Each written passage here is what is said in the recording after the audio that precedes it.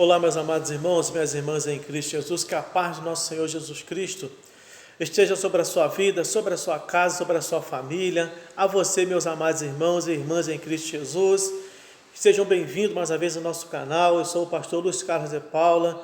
Você que ainda não se inscreveu no nosso canal, convido você agora a estar clicando nesse botãozinho vermelho logo abaixo do link e também estivesse aí acionando o sininho para toda vez que eu postasse um novo vídeo, você estivesse recebendo essa nova notificação e aí nos ajudando a divulgar essa mensagem, compartilhando com grupos, compartilhando com seus amigos e familiares. Que Deus te abençoe mais essa oportunidade. Quero estar compartilhando com você, meu amado, minha amada irmã, uma palavra que o Espírito Santo colocou no meu coração, lá no livro de 2 Reis, capítulo 5. Quero estar lendo apenas o versículo 1.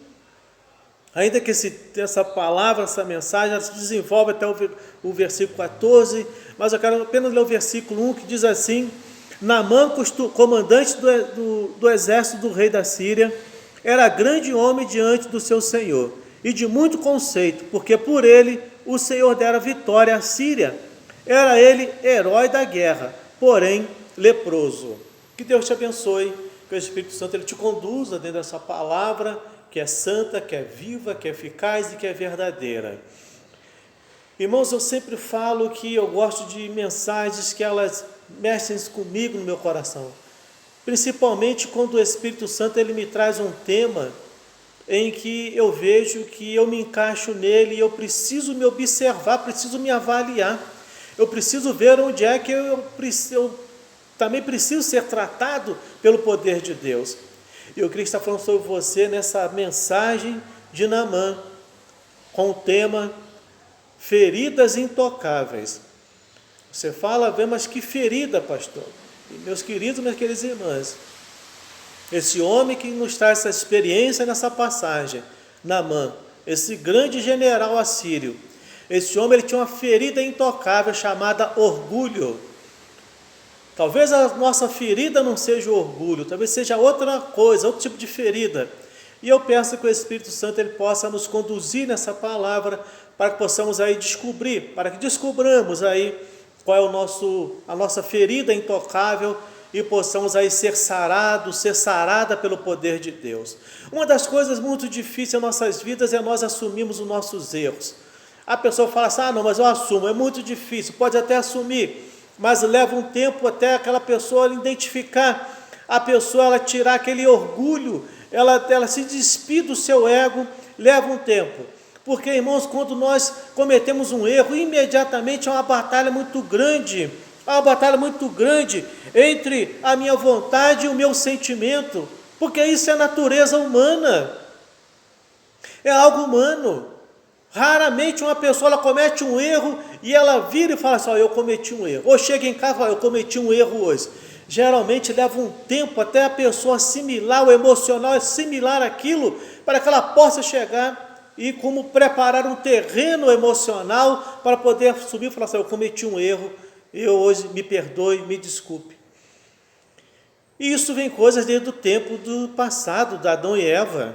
Você vê que quando Adão comete o erro, ele pode muito bem ter logo falar para o Senhor, foi eu que errei, eu cometi o erro, mas não, o seu ego, o seu orgulho, porque na medida em que eles caíram, em que eles desobedeceram, quando eles desobedecem, imediatamente eles perdem todo aquilo que vinha de Deus, irmãos. A palavra de Deus fala que nós somos feitos à imagem e semelhança de Deus. Essa imagem nós não perdemos, irmãos. A imagem é o Espírito de Deus em nós não perdemos. A semelhança é o caráter de Deus. Na medida que Adão ele pecou, ele errou, ele perdeu a semelhança de Deus, que era aquele caráter verdadeiro. E quando ele perde o caráter, imediatamente o que? Invade as coisas terrenas, as coisas carnais, os desejos carnais. E ele começa o quê? O seu orgulho, o seu ego começa a falar com ele. Ele vira e fala, não, foi a mulher que tu me deste. E como Eva havia sido contaminada, perdido também, né, a graça de Deus sobre a sua vida, ela fala o quê? Não, foi a serpente que me enganou. Então é difícil a pessoa ela assumir um erro. Eu não quero estar falando sobre erros, sobre assumir erros, sobre os pecados, mas eu quero falar sobre essas feridas intocáveis, irmãos, que é importante isso, feridas intocáveis. E nós sabemos, irmãos, que é difícil a gente reconhecer que nós erramos. É difícil porque nosso ego, nosso orgulho, ele quer sempre estar bem, quer sempre estar por cima, e nunca ele quer perder, irmãos. Então essa história desse homem vai nos ensinar muito a nós, quem sabe, descer lá no Rio Jordão espiritual e ser tratado pelo poder de Deus, quebrar esse nosso orgulho, ou quem sabe outras coisas em nossas vidas, e sermos tratados pelo poder de Deus, transformados para a glória dele. Então Naamã, ele precisava de uma salvação. Ele não sabia, a salvação de Deus necessitada na sua vida. O que acontece com Naamã é que Naamã, ele não precisava simplesmente de uma cura exterior, ele precisava de uma cura interior. E essa salvação não era uma salvação somente da sua alma, mas a salvação do seu corpo físico, da sua cura. E esse homem precisava disso, dessa salvação, dessa salvação necessitada na sua vida. Então, por que Naamã precisava da salvação de Deus? Era porque, irmãos, não podia achá-la, nos homens. Primeira coisa, por que ele precisava dessa salvação? É porque ele não podia achar nos homens essa cura, essa salvação pela sua lepra. Se ele pudesse, com certeza ele já teria procurado e encontrado, mas não, irmãos. Tem coisas que só em Deus são encontradas. E Naamã não conseguiu encontrar em lugar nenhum a cura para a sua lepra, e ele precisava ter um encontro com Deus. Que era considerada uma doença incurável. Então Naamã, ele tinha muitas vantagens, irmãos. Nós vemos que Naamã, ele tinha muitas vantagens a seu favor. Você lê esse capítulo 5, versículo 1, você vê que ele era um homem admirado pela sociedade, um herói de guerra, reconhecido pelo rei, respeitado pelo rei, um homem de muitas conquistas, mas era um homem leproso. Irmãos, como eu disse, eu gosto dessas mensagens quando elas me levam a eu me confrontar comigo mesmo. Quando eu olho para essas mensagens em que elas vêm narrando uma história, narrando, aí muitas das vezes, um elogio muito grande como esse homem. Você vê que o elogio que ele recebe aqui, olha, comandante do exército do rei da Síria, grande homem diante do seu Senhor, e muito conceito, e por ele o Senhor lhe dera vitória à Síria, era herói de guerra, mas era o quê? Leproso. A gente olha para a história da Bíblia, a gente olha para aquele jovem que chegou para Cristo todo orgulhoso, cheio de conhecimentos, esbanjando conhecimentos, e de repente Jesus diz para ele uma coisa, mas te falta alguma coisa. Então aquele jovem, ele se achava um jovem perfeito, mas lhe faltava alguma coisa. Olhamos para a carta olhamos para o livro de Apocalipse, capítulo 2, onde nós vemos ali que Cristo, ele dá ali um referencial, uma igreja de Éfeso, em que você olha assim, era um referencial do passado, uma igreja autêntica, que tinha tudo que um cristianismo, que um cristão queria estar servindo a Deus nela. Tinha doutores, pastores, profetas. Você olha assim, uma igreja superlotada. Você olha assim, se fosse não é para eu queria ser aquela igreja, ela tinha ali, parecia que tinha o poder de Deus, mas de repente, irmão, você olha a Cristo e diz assim, mas tenho algo contra ti, que tu deixaste o teu primeiro amor. Irmãos, muitas vezes nós somos bem aprovados até pela sociedade, círculo de amigos, familiares,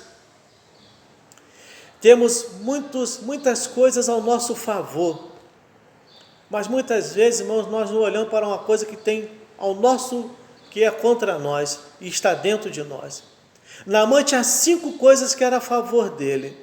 Que ele era reconhecido pelo rei, pela sociedade, era herói, era tudo. Conhecido pela Síria no seu país.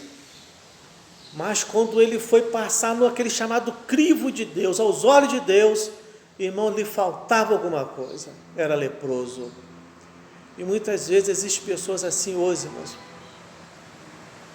Passam aos olhos da sociedade, são bons oradores, são pessoas, são bons pregadores da palavra, mas quando vão passar, irmão, naquele chamado crivo de Deus, são rejeitados, mas te falta alguma coisa. Às vezes tem 10 coisas que são a seu favor, mas uma que ela tem contra, acaba, irmãos, prejudicando essas 10.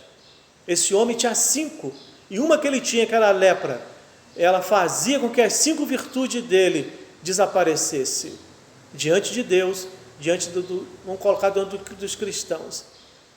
Talvez você tenha várias coisas positivas, mas uma negativa que tem, está ferindo o coração de Deus e ferindo o coração daqueles que estão em volta de você, e talvez isso, essa ferida intocável, em que você não permite que toque nela, mas que é preciso ser tratada para que você possa ser reconhecido, não por uma sociedade, mas reconhecido por Deus no reino da glória.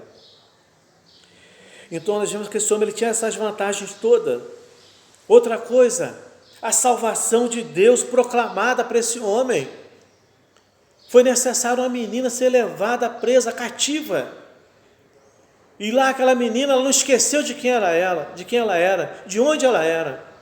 Ela não esqueceu ao povo que ela pertencia. Ela ouve a conversa de Naamã com a esposa.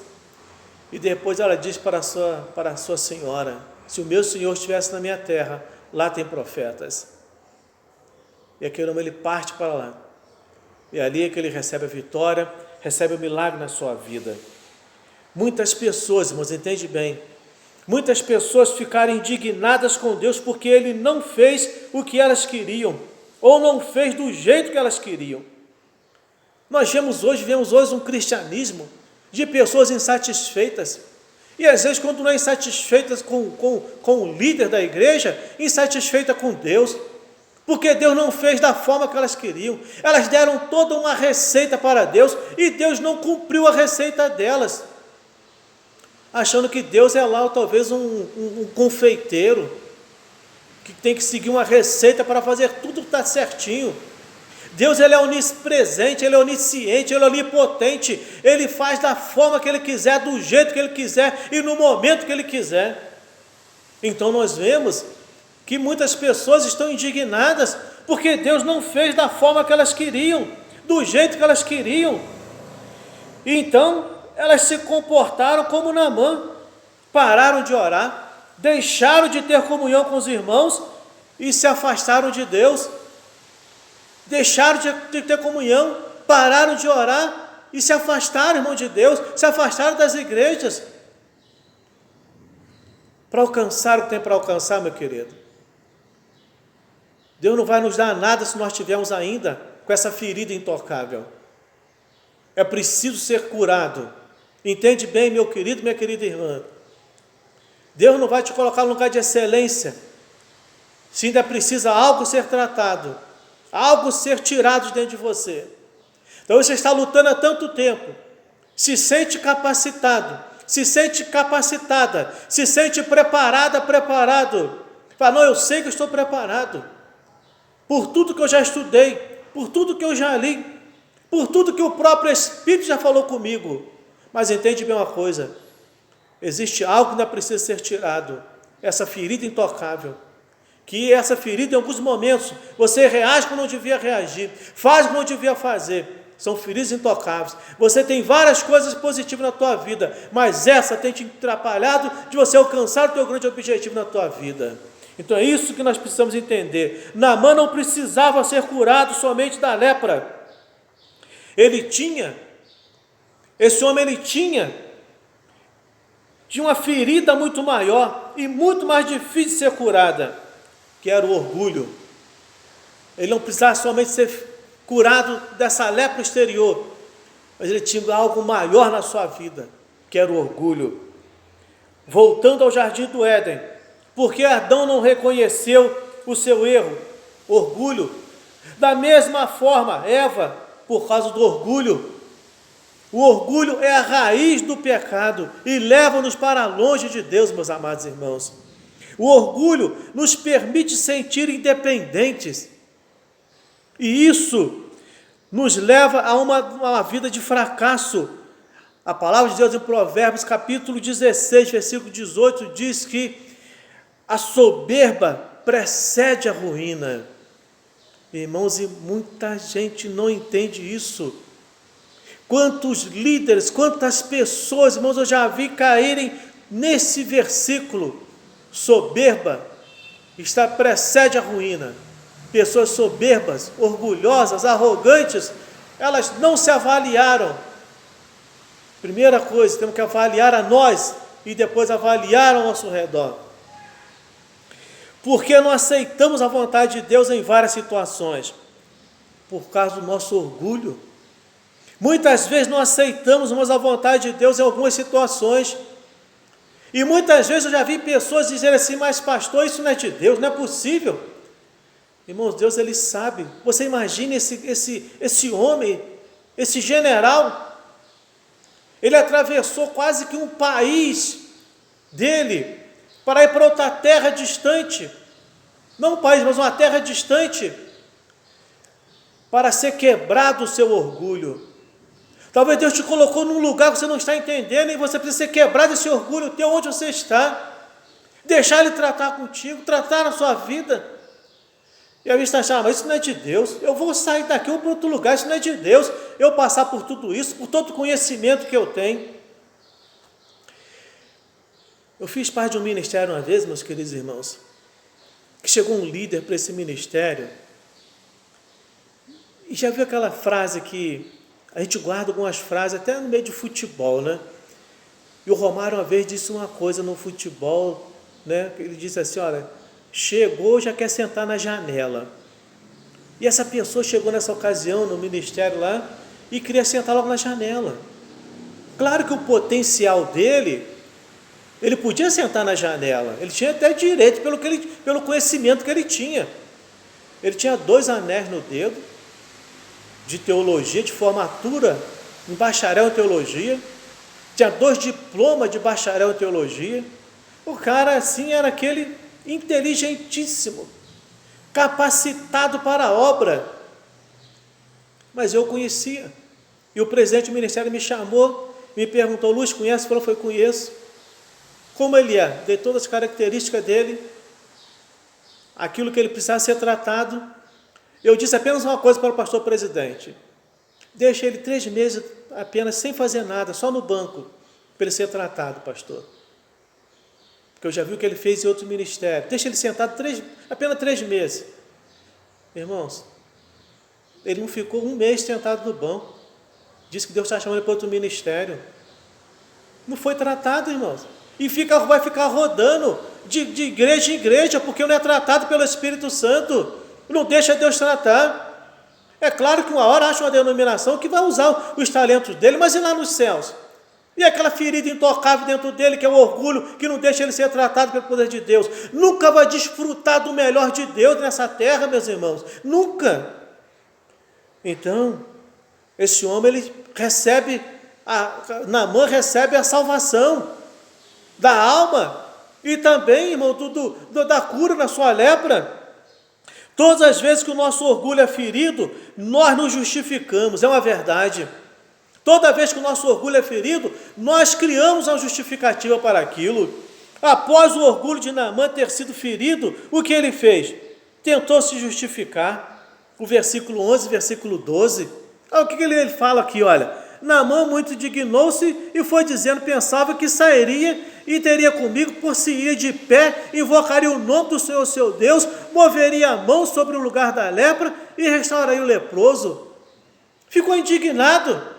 porque não seguiu a receita dele que ele queria, não seguiu aquilo que estava no seu coração, queria que o profeta saísse e abanasse a mão sobre ele. Muitas pessoas querem isso na igreja, em que Deus simplesmente usa um profeta, abane a mão, abane o capote, abane o casaco, e ele fica curado, vai embora para casa, mas não quer ser curado da sua lepra interior.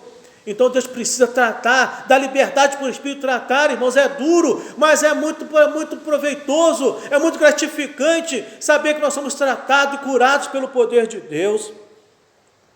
Então temos de entender uma coisa: todas as vezes que necessitamos de cura, entende bem essa palavra, temos que entender uma coisa: todas as vezes que precisamos de cura, o Senhor permitirá que as nossas feridas sejam expostas. Quando eu precisar de cura, Ele vai colocar minhas feridas expostas, para que elas sejam curadas, sejam tratadas. Tem muita gente, irmãos, tampando tumor com esparadrapo. O esparadrapo faz um curativo muito bonito, mas por baixo está aquele tumor que precisa ser tratado, raspado e ser curado pelo poder de Deus. Quantas feridas crônicas, irmão, nós temos? Quantas feridas crônicas, se você parar para pensar, quantas você tem? Aquilo que te incomoda, que você ouve, te incomoda. Aquilo que você olha, te incomoda. Quantas coisas têm incomodado você? É uma ferida crônica. Quando nossas feridas são expostas, nós nos justificamos e com o passar do tempo, acostumamos-nos com nossas feridas e até inventamos algumas utilidades para elas. Quero dar algum exemplo para você de algumas justificativas que se usam muitas das vezes. Primeira, o medo e falta de fé. Com o passar do tempo, você deu um novo nome ao seu medo e à sua falta de fé. Agora você os chama de prudência.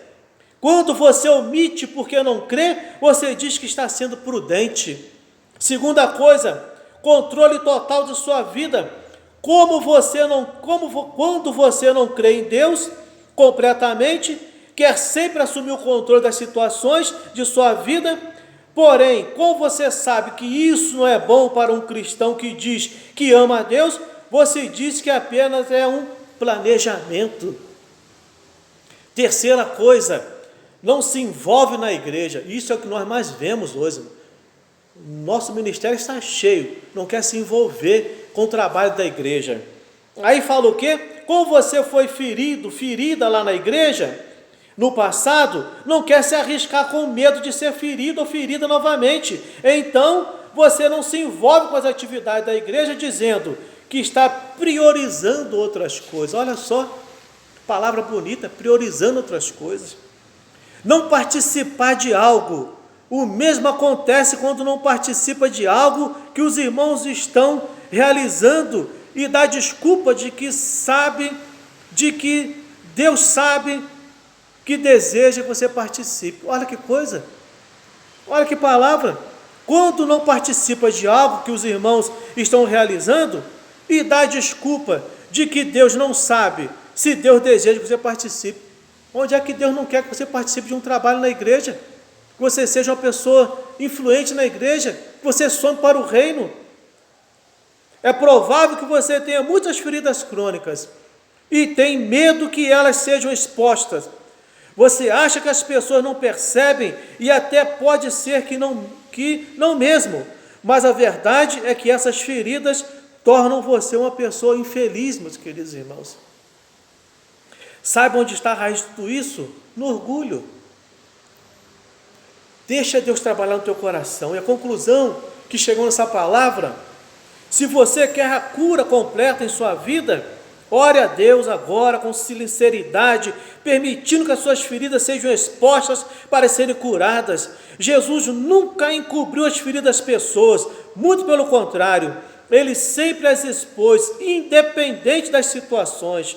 Um exemplo é o encontro com o jovem rico que perguntou como poderia herdar a vida eterna. Naquela ocasião, Jesus permitiu que o jovem rico entendesse que ele não amava a Deus porque tinha um amor muito maior pelas riquezas. Talvez você tenha um amor muito maior por outras coisas. A pergunta é: Você quer ser curado? Você quer ser curada, meu querido irmão e irmã em Cristo Jesus? As feridas físicas são classificadas conforme a causa, o tempo, a existência e a presença ou não de infecção. Feridas que não são tratadas rapidamente tornam-se crônicas. A avaliação da ferida deve ser periódica e é de fundamental importância acompanhar a evolução do processo de cicatrização. Quero encerrar essa mensagem com o texto de Jeremias 8, 22, em que ele faz uma pergunta: não há bálsamo em Gileade? Não há médico em Gileade? Irmãos, não há bálsamo na nossa igreja, nos nossos ministérios, não há médico em nossos ministérios. Irmãos, há bálsamo em Gileade, há médico em Gileade. Abre o teu coração, expõe a Deus o teu coração, expõe a Ele tuas feridas, aquilo que às vezes você fica remoendo, você não consegue lidar com aquilo. Fala, Senhor, eu quero ser tratado nisso, tratada nisso. Naamã volta curado, transformado por vários motivos. Primeiro, ele deixou o orgulho de lado. Segundo, ele obedeceu quando mandou ele descer naquele rio, ainda que sujo, barrento, na época da cheia. Terceiro, ele creu e foi curado. Meu querido irmão, minha querida irmã, deixa Deus tratar a tua ferida. Quem sabe isso aí é algo que você se dá bem hoje, mas amanhã até você se sente mal com isso. E você fala, mas eu não consigo, isso é algo que está em mim que eu não consigo vencer. Claro que não vai conseguir. É necessário deixar o Espírito Santo trabalhar. É uma ferida que está no teu coração, uma ferida que você não pode permitir. É uma ferida intocável, que quando alguém toca nisso, você se incomoda. Até numa mensagem, muitas vezes se alguém falar, você fica incomodado, talvez no lugar onde você está sentado. Você não gosta. É uma ferida intocável. Permita que Deus toque nessa ferida, porque Ele sabe. Quando a Bíblia fala que há bálsamo em Gileade, há cura em Gileade, há médico em Gileade, esse bálsamo é um bálsamo de cura. Era um bálsamo aromático. Ele não trazia só um perfume, mas trazia a cura, não somente para o corpo físico, mas também para a alma. Então permita que o Espírito Santo, que é o bálsamo na igreja, esse bálsamo aromático, ele penetre na tua alma, ele cura essa ferida, e ele possa exalar esse perfume através de você, e as pessoas vão ver a transformação na tua vida. Que Deus te abençoe, que Deus te guarde e te fortaleça. Soberano Deus, eterno Pai, te agradeço por essa palavra santa, essa palavra viva, eficaz, a forma qual o teu Espírito falou comigo no meu coração, meu Deus, me levou nesse texto, ao exemplo desse homem, a experiência desse grande general, meu Deus. E como ele cedeu com muita relutância, meu Deus eterno, ele cedeu pelo seu orgulho, meu Deus querido, a ser tratado em nome de Jesus. Nesse momento, quantas pessoas precisam ser tratadas, quantas pessoas precisam ser curadas, ó Pai, como Naamã, do seu orgulho, e quem sabe de outras feridas intocáveis na sua alma, meu Deus. Eu quero pedir que agora tu possa estar vasculhando a alma desse irmão e dessa irmã, onde estiver essa ferida intocável, que incomoda quando ouve uma mensagem, uma palavra, e às vezes até um louvor. Eu quero pedir, meu Deus, que tu possa tocar com tuas mãos de poder, tocar com derramar o teu bálsamo, meu Deus eterno, com a tua presença, que haja cura agora nessa alma, que haja cura nesse lar, nessa família, meu Deus, em nome de Jesus. Eu entrego em tuas mãos, eu abençoo esse irmão, essa irmã, eu abençoo agora esse jovem, esta jovem, meu Deus, em nome de Jesus. Que Deus te abençoe, que Deus te guarde, que Deus te proteja, que Ele faça resplandecer o seu rosto sobre ti, e que Ele tenha misericórdia de ti, e sobre ti Ele derrame a paz, essa paz que excede todo entendimento, em nome de Jesus.